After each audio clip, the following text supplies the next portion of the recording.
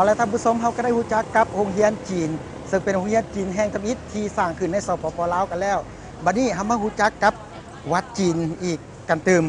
เขามาเบิ่งว่าวัดจีนแห่งนี้มีความเกี่ยวพันอย่างกันกับโรงเรียนจีนเขาไปรับชมกันเลย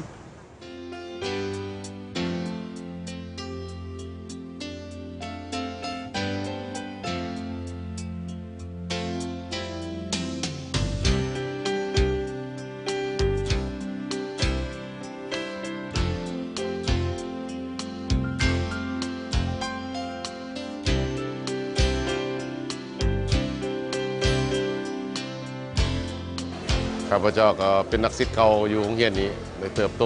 ได้ทำนักเรียนอยู่ในบนนี้เนาะระยะหนึ่งเขาเลยไปอยู่ประเทศที่3พอแล้วก็อยู่ประเทศฝรั่งเศสเขาดำรงชีวิตอยู่คนมันก็แตกต่างครับอยู่กับบ้านเขาเองในเมื่อประเทศเขามีการเปิดกว้างออกมาข้าพเจ้าเองก็เป็นหนึ่งในจำนวนที่ว่าคนที่จากไปจากประเทศนี้แล้วได้กลับขึ้นมาสู่ประเทศเขาปัจจุบันเขาเห็ดเวียกในแขนงการก่อสร้างก่อทางเขาก็ได้ประกอบส่วนสร้างมาหลายครัวแล้วในเมืองลาวนะครับเขาแสดงเขาก็รู้สึกว่าเขาโรงเรียนนี้ให้บุญคุณเขาหลายเมื่อนี้เขามาเห็นนักศิษย์รุ่นใหม่รุ่นเก่ารุ่นใหญ่กว่าเขาเนาะได้รุ่นเขาเองเขาว่าตอบโฮมกันเขามีความดีใจภาคภูมิใจเกิดว่าโอกาสหน้าจะได้มาสร้างสรรค์กันอีกเทื่อนึงเดี๋ยวนี้ก็ดีใจได้มารวมงานฉลอง 80 ปีของหัวเฉียวกงฮักพบกับหมู่หลายๆคนมาในต่างประเทศข้าพเจ้าก็ดีใจที่ได้ส่วนหนึ่งของเป็นศิษย์เก่าอยู่นี่มาซอยเหลือสังคมอยู่ปักเซ่ข้าพเจ้าก็ ยินดีถ้าหากมือหลังมีอีหยังดีๆข้าพเจ้าก็จะเอามาอีกเพราะว่าแต่ข้าวสารกับมาซอยเหลือคนยากคนจนของเขาตาชัดท่องนี่เขาก็มาซอยเหลือเฮาอีกอุ้ยสีทีโอเอก็มาซอยอีกวัดจีนเฮานี่ได้หลายอย่างที่ข้าพเจ้านี่ประสานงานให้หมดเลยถ้าโรงเรียนเฮาหรือสมาคมเฮานี่ต้องการหยังก็บอกมาก็ได้ซอยเหลือต่อไปขอบใจหลายๆ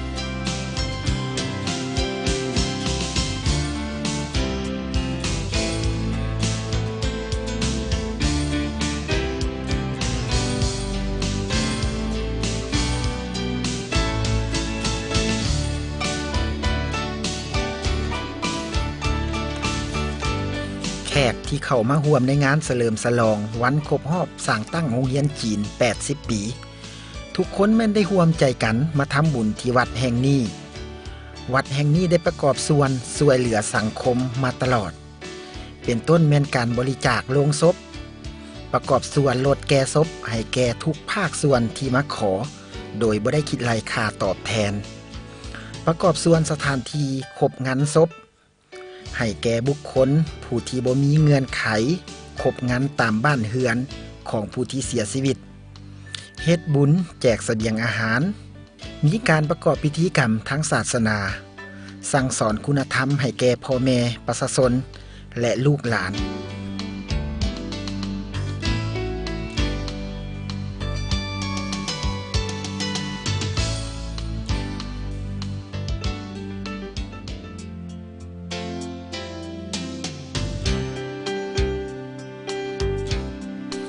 มูลนิธิทรงเต็กนี่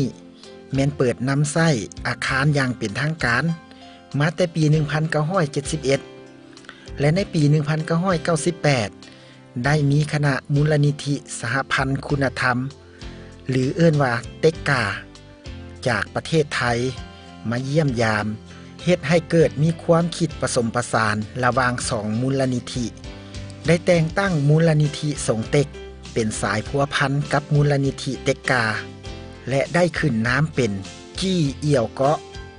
หลังจากนั้น2มูลนิธินี้ได้มีสายพัวพันกันอย่างสนิทแน่น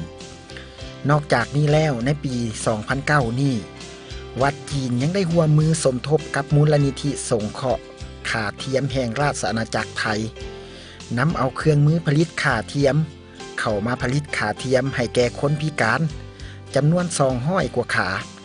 โดยบ่ได้เสียค่าใช้จ่ายแต่อย่างใดเลย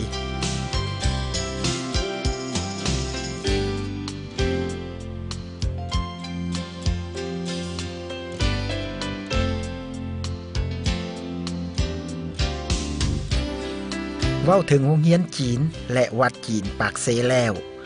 ยังมีอีกหลายเรื่องราวที่น่าสนใจ โรงเรียนจีนเปิดขึ้นภายใต้การส่งเสริมให้ลูกหลานชาวจีน และบุคคลที่อยากศึกษาภาษาจีน ได้มีโอกาสร่ำเรียนภาษาจีนบ่ได้บริหารแบบธุรกิจ ดังนั้นแรงทุนในการบริหารโรงเรียน จึงได้พึ่งพาเงินบริจาคของบรรดาศิษย์เก่าที่อยู่ทั้งภายในและต่างประเทศ ประกอบกับการบริจาคของบุคคล หรือห้างบริษัทคู่ที่ใจบุญ ในการส่งเสริมเวียกงานการศึกษา และองค์การจัดตั้งจากภาครัฐ รวมทั้งการช่วยเหลือจากสถานทูตจีนที่ได้อุ้มซูมาตลอด จึงพาให้โรงเรียนจีนปากเซ ได้มีโอกาสร่วมประกอบส่วนในการสร้างบุคลากรขั้นพื้นฐาน ให้แก่ประเทศชาติและสังคม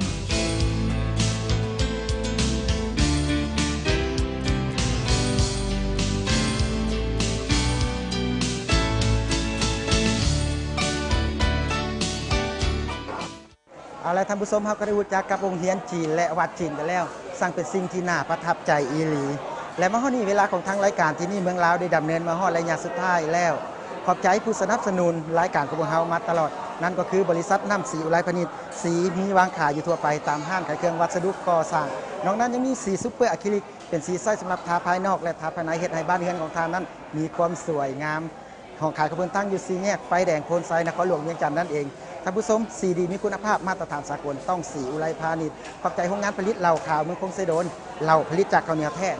100%ขอบใจบริษัทรถเมล์โดยสารสีทอนพวงประเสริฐขึ้นเหนือหรือว่าลงใต้อย่าลืมใช้บริการไปกับสีทอนพวงประเสริฐและมาฮอดนี้ข้าพเจ้าพรสยโยพร้อมด้วยทีมงานที่นี่เมืองลาวลาท่านผู้ชมไปก่อนขอความสุขโชคดีจงเกิดมีแก่ผู้ชมทุกท่านสบายดี